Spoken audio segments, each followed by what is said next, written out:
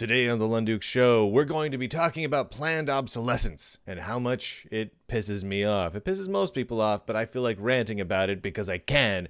And this is Monday, and every Monday on the Lunduke Show, I get to rant about whatever I want. Today it's planned obsolescence, and I don't like it. Surprise. Yeah, spoiler alert, I don't like it. But before we go any further, I should point out that this episode is sponsored in part by Lulzbot, makers of totally awesome 3D printers like that one sitting back there. Today I wanted to highlight something. What you're seeing right there, that is a dual extruder head. You can swap that into one of those Lulzbot 3D printers, them fancy little 3D printers back there. What's cool about that? I'll show you. See this here? See the picture on the right?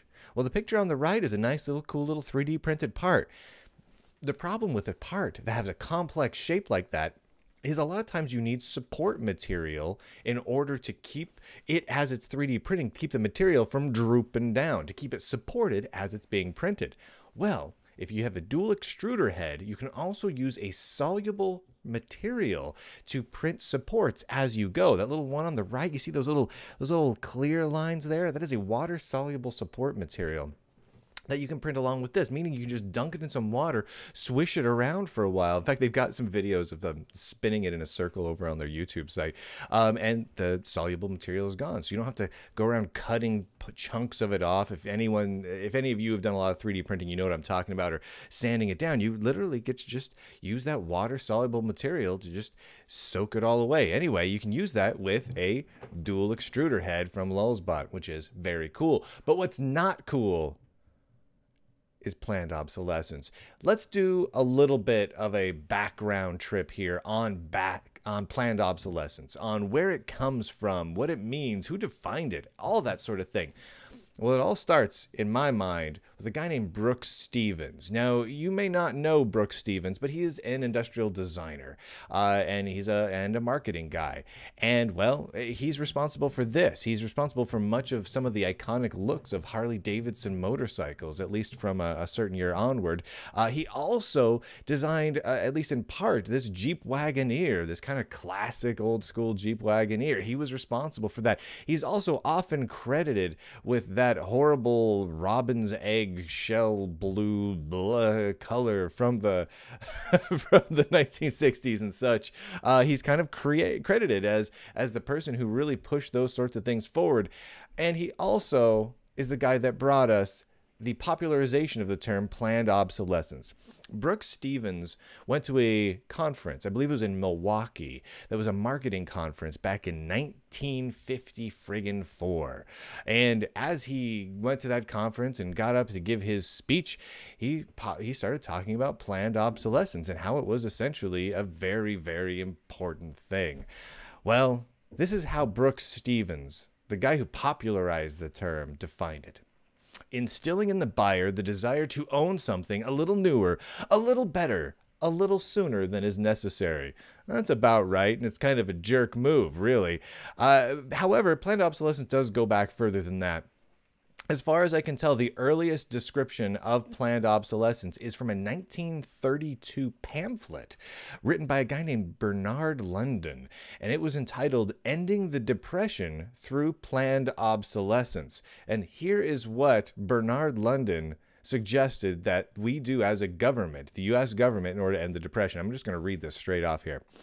I would have the government assign a lease of life to shoes and homes and machines, to all products of manufacture, mining, and agriculture when they are first created, and they would be sold and used within the term of their existence, definitely known by the consumer.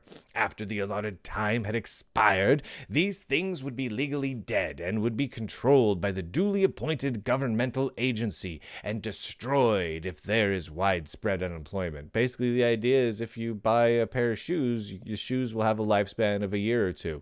After that, you can't resell the shoes or go get them repaired or anything like that. They have to be destroyed. That would, in theory, cause you to go buy more shoes and spur the economy ever forward, which is just an awful, awful idea. Now, what are some types of planned obsolescence? I'm really going somewhere with this. I feel like there's been a lot of planned obsolescence discussion lately, but we need to really understand exactly what it is. There's multiple types of it. And here's a few types of planned obsolescence. The first is what's called contrived durability. And contrived durability is a strategy of shortening the product lifetime before it is released onto the market by designing it to deteriorate quickly. This is kind of a known thing. Make sure you build something so that it will break in a year or two, so that way they have to go out and buy a new toy or a new car or a new something. Contrived durability is pretty crappy. The other thing is prevention of repairs. If you seek to prevent someone from enacting repairs on something they own, whether it's a shoe or a computer or a tractor, oh, looking at you, you know what I'm talking about, or any of these sorts of things, that is planned obsolescence. That's a form of planned obsolescence. If you prevent someone from repairing their own things, their own property, you make it so that you are planning for the eventual obsolescence of that property. And it is a really awful thing to do. There's also perceived obsolescence, or the obsolescence of desirability, or stylistic obsolescence, which occurs when designers change the styling of products so consumers will purchase products more frequently due to the decrease in the perceived desirability or of unfashionable items. That one is just clothing and everything, and heck, Apple devices, all sorts of stuff. You got to come up with something new and flashy, so it makes you feel like the things that you bought last year are so ugly and dumb now. That's perceived obsolescence. Systemic obsolescence is the deliberate attempt to make a product obsolete by altering the system in which it is used in such a way as to make its continued use difficult. That could be changing networking infrastructure in order to make past devices not function properly and not be able to connect to networking devices properly. That's systemic obsolescence, at least as far as it matters to us. And then there's programmed obsolescence, which is the deliberate disabling of a product to prevent it from working, thus requiring the buyer to purchase a replacement. Which, you know, most of the time comes about in software and the like. I mean, that happens fairly regularly in the software world. Now, in 2015, the French Parliament ruled and established a fine of up to 300,000 euros and jail terms of up to 2 years for people who manufacture with planned obsolescence in mind, for manufacturers that plan the death of their products in advance. That's so cool. In fact, wait, before we jump any further, that is being used to sue Apple right now. I believe I talked about it last week in the weekly tech news last week, but it is something that's actually happening. It's really happening. Apple's being sued for that because Apple definitely engages in planned obsolescence. Now, many people will try and argue that and say, no, they don't, but they absolutely do. Let's walk through this a little bit further. This is a New York Times article from 2013. This was over 4 years ago. This is from Catherine Rampel. I'm going to read this a snippet from this article here, but you can look it up on the New York Times website as well. At first, I thought it was my imagination. Around the time the iPhone 5S and 5C were released in September, I noticed that my sad old iPhone 4 was becoming a lot more sluggish. The battery was starting to run down much faster too. But the same thing seemed to be happening to a lot of people who, like me, swear by their Apple products. When I called tech analysts, they said that the new operating system, iOS 7, being pushed out to existing users was making older models unbearably slow.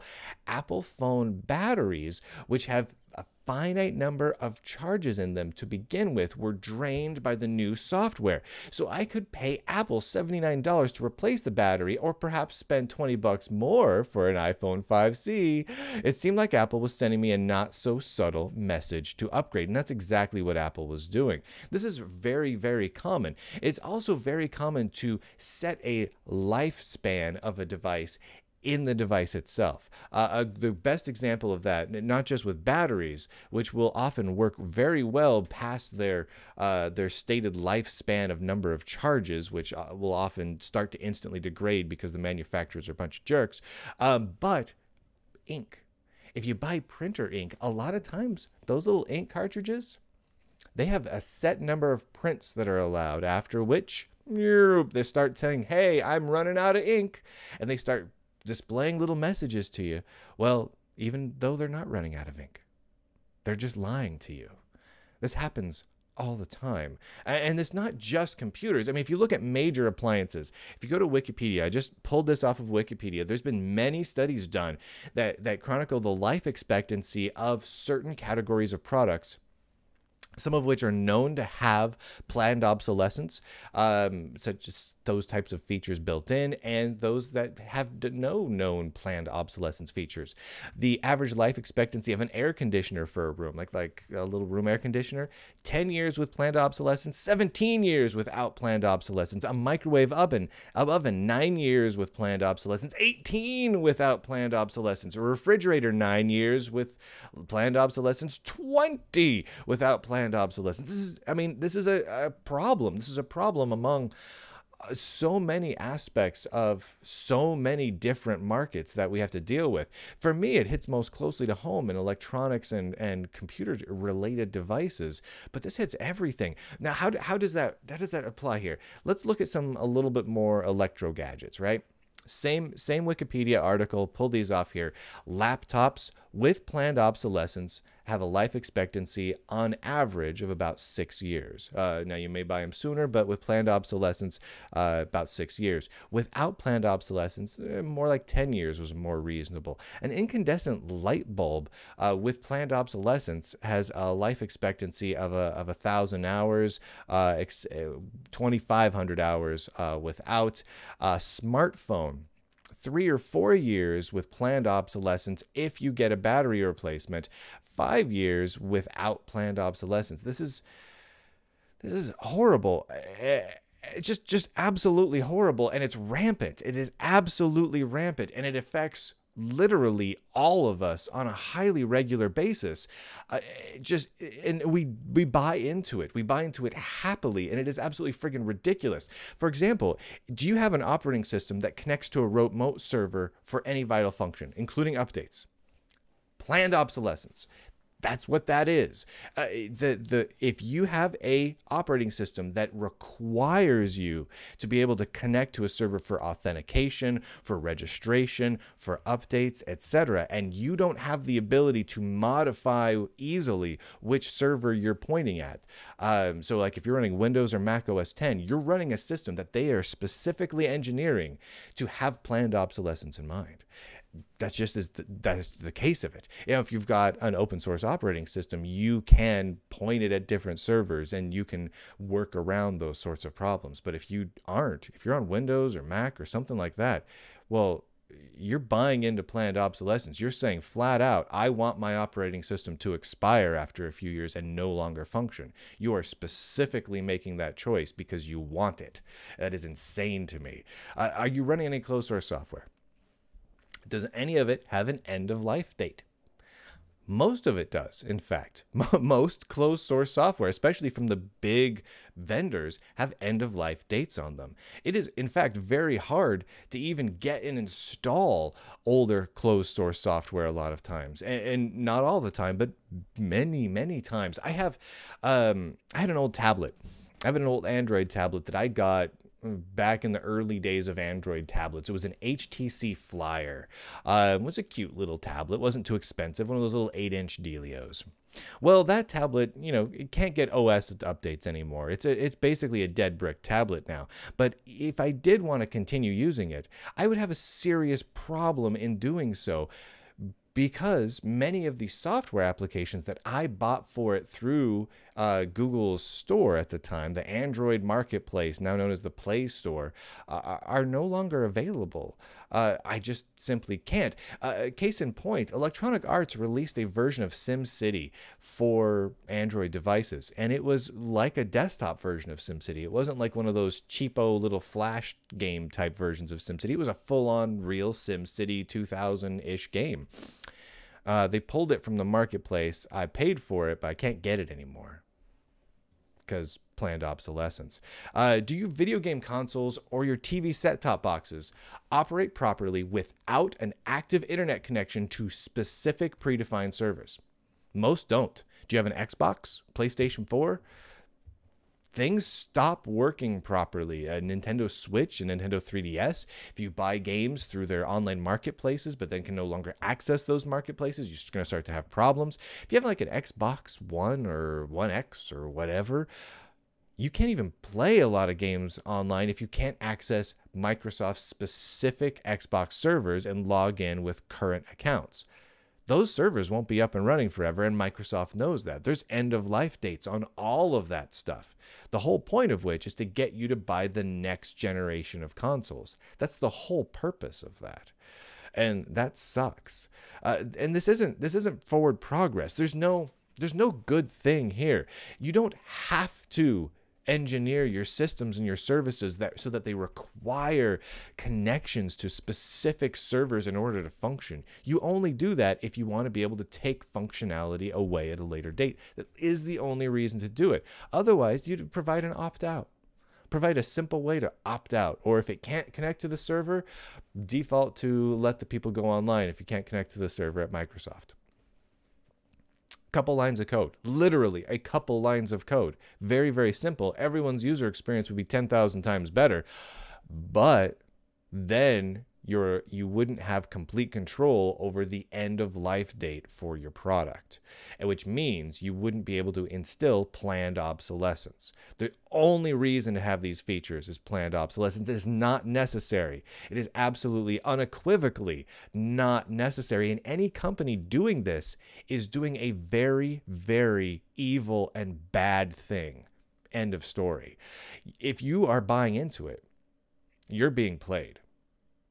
I've bought into it. I got played. And it pissed me off. It pissed me off that I got played. I'm not cool with it. Case in point. If you go out and you get yourself a 1958 Ford Fairlane, look at that beautiful car right there. If you take good care of it, it still runs. Heck, the vast majority of parts on it, still being made. Not all. Some of them you might have to get fabricated, but most. You can take care of it. Standardized parts. Quality parts. No DRM on these parts. You want to repair your car? Go ahead. Repair your car. There's no thing like John Deere tractors where they don't allow you to repair your cars. There's nothing like that. Just go repair your 1958 Ford Fairlane. Gorgeous car. This is a 1960s rotary phone. I believe this is from LM Ericsson. Doesn't matter though. There's lots of great old rotary phones.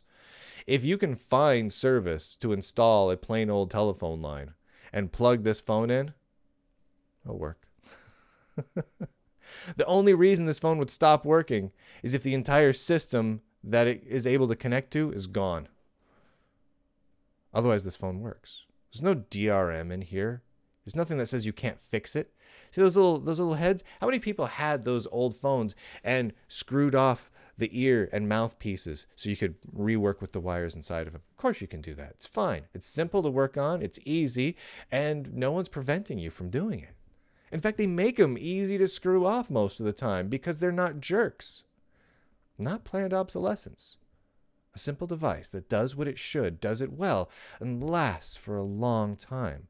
Long enough that, hell, my first phone was a hand-me-down phone that I think came from grandparents to parents to me. Worked great. This is an iPhone 3GS. It is end of life and is essentially no longer a functional phone.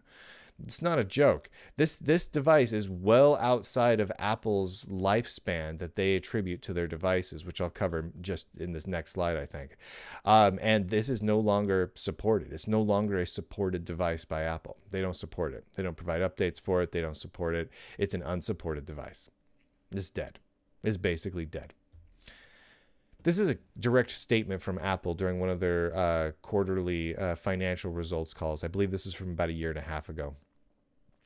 Years of use, which are based on first owners, are assumed to be 4 years for OS X and tvOS devices, so a Mac or an Apple TV, and 3 years for iOS and watchOS devices. So 3 years for your iPhone or your Apple Watch or your iPad. That's how long they expect you will get years of use out of them. They specifically engineer them so your phone and your tablet and your wristwatch will only last for 3 years. This is a 1967 Quarts Wristwatch. This actually is a picture of one of the first Quarts wristwatches. You can find much older watches that are still functioning marvelously. If you got this watch, you can keep it working today. If you got watches made a little bit after that, long time before that, keep them working today. You can buy a Casio cheapo wristwatch from the 1980s, and you can keep it working today. Ones that are wind up, mechanical, digital, battery powered, whatever. You can keep them working. These are old, century old in some cases, wristwatches. And they work great. This is an Apple Watch. The Apple Watch is almost 3 years old now, which means Apple is expecting that all wristwatches that they sold will no longer be functional because you were stupid enough to buy an Apple Watch. I'm sorry if that sounds very harsh, but Apple themselves have stated plainly that this device was not built to last. It was built to last you maybe 3 years so that you need to buy another watch from Apple. Again, 1967, 3 years ago. It's freaking ridiculous. This isn't just Apple. They especially suck. I mean, let's be honest. Apple sucks at this. They are absolute jerks when it comes to this stuff. They used to be a bit better. They've had their ups and downs. But right now, man, they suck. And we all know it. There are some apologists out there that try and make a claim that that Apple's various shenanigans of late have not been where they actually intentionally slow down older devices because, you know, they basically want to give you the middle finger. Is not planned obsolescence. It's just them making a great user experience for you. And that is just utter garbage. They literally say in their financial call when they're going to make devices stop working so well. They literally spell it out for us. You get 3 years and then you're done. Maybe you can buy yourself an extra year by replacing some parts if you pay Apple some hush money. There are ways around this. Free and open source software makes this a bit better. You'll notice the sponsors of this show are not vendor lock-in, planned obsolescence type companies. And this is a very, very specific conscious decision on my part. I only like to associate myself with companies that treat people with respect and dignity. And part of that is the software that you run, whether it's on your computer, your phone, your tablet, whatever gadgets or devices you have, needs to not have built-in, unmodifiable planned obsolescence, like so many Apple, Microsoft devices do. If you have a free operating system, whether it's Linux, FreeBSD, Haiku OS, or any free DOS, there's a million free and open source operating systems out there. None of them are going to lock you in with planned obsolescence. None of them are going to flip a switch and make your machine start running slower because they want you to go out and buy a new device. They don't do that. Open source hardware also helps. The more open source your hardware is, the more this helps. Now, this is a somewhat difficult one, because if you got a bunch of hardware vendors, it does take time to actually produce open source hardware, and it does change some of the business models a little bit. But you do see an increasing number of hardware vendors not only embracing open source and free software, but also embracing open source hardware in specific areas. We've talked to the Lulzbot people about their embracing of various open source hardware. We've talked to, heck, one of their presidents sits on the board of an open source hardware association. We've talked to the System 76 folks. They're working on doing open source hardware case designs and whatnot, and a whole bunch of other stuff. And these are companies that are committed to this sort of thing. They're not the only ones. Those are the companies that we should be giving our business to, because these things help. These things give us respect. These things show us respect.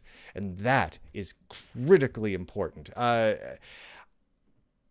Before I leave this, I know this is a little bit harsh. If you're sitting there with an Apple device in your hand or watching this on a Macintosh or a Windows 10 device, my apologies, both because of the way you're being treated by those companies and for my harsh words. However, you have been played. Those devices only have a few years at most left in them. They are not your devices. I'm going to show you something here. This is a Tandy TRS-80 Model 100. Came out in the mid-'80s. It's very pretty.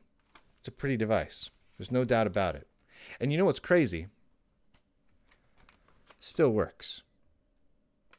Still works exactly the same way it did in the mid-'80s. It's 2017. And that device still works. I guess I should turn it off. I'm not using it right now. I probably shouldn't just push random keys. But that device still works. Now you can make the argument of saying, well, that device doesn't do anything. I can write on it, take notes on it. I can actually connect to the internet on that thing. I can actually do communication. I can transfer files. Or I can do actually quite a lot from that thing. Are newer devices more powerful? Oh yeah, absolutely. Absolutely. But that device still works. I can fix it myself. I'm allowed to. Not planned obsolescence. And there's a lot of devices that are like that. There's a lot of gadgets that are like that. There's a lot of operating systems that are like that. I encourage people to look very carefully at whether or not their device has a lifespan on it that is set and dictated by a corporation before they purchase. I think that's just a pretty important thing to do. Again, this show is sponsored in part by System 76. Specifically, this rig right here. Well, I'm pointing in the wrong direction. That one right there. That is the Wild Dog Pro. They've recently refreshed it. I have the previous generation of the Wild Dog Pro that runs this show. I stream this show. I record and edit this show entirely from a System 76 Wild Dog Pro running Pop! OS, which is a version of Linux. It's absolutely fantastic. You can go and check it out over at system76.com and Pogo Linux, one of the other glorious sponsors of this show. Specifically, I love going to pogolinux.com and just browsing through their servers. This one is just glorious. This is the Atlas 413-24. It's got a nice, simple AMD EPYC processor in there. Half a terabyte of RAM, cool. 24 hot swappable drive bays, dual 10 gigabit Ethernet, and a redundant power supply. It's just glorious. I mean, that's a hell of a storage server beast. I could use one of those just to put my video clips on. Find out more over at pogolinux.com. And before we head off, I have t-shirts.